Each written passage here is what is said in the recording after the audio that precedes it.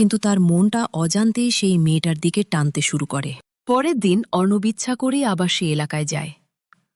মনে একটা অজানা টান, যেন না গেলেই কিছু একটা অসম্পূর্ণ থেকে যাবে।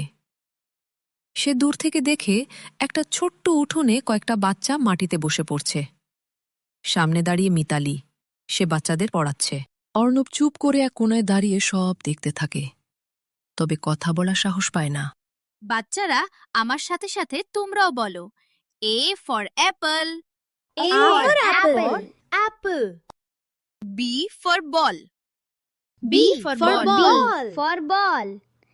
বাচ্চারা একসাথে হেসে হেসে পড়ছে। মাঝে মাঝে কেউ ভুল করলে মিতালি রাগ না করে ধৈর্য নিয়ে বুঝিয়ে দিচ্ছে।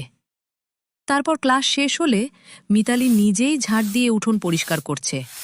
অর্ণব সবকিছু চুপচাপ দাঁড়িয়ে দেখছিল। আজব তো, এখনো এমন মেয়ে পাওয়া যায়, এত সিম্পল আর দুনিয়ার সব বাধা অতিক্রম করেও ওর কোনো আফসোস নেই।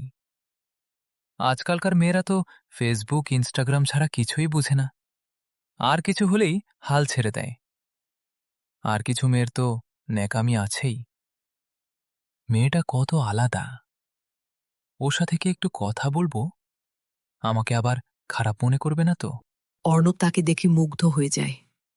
অনেক সাহস করে মিতালির সাথে কথা বলতে যায়। হাই, কেমন আছেন? জি আমি ভালো আছি, কিন্তু আপনি কে, আর এখানে কেন এসেছেন? আপনি আমাকে চিনবেন না, আমি অর্ণব। আমি কলকাতা থেকে এসেছি, এখানে কাজের জন্য এসেছিলাম। কিন্তু আমাদের বাড়িতে কি জন্য এসেছেন? না, মানে আমি এদিক দিয়েই যাচ্ছিলাম, দেখলাম আপনি বাচ্চাদের খুব সুন্দরভাবে পড়াচ্ছেন। ওরা তো আপনাকে খুব ভালোবাসে মনে হলো। ওরা ছোট তো, তাই একটু ভালোবাসা পেলেই খুশি হয়। আমি কাল আপনাকে দেখেছিলাম ওই বৃষ্টির মধ্যে।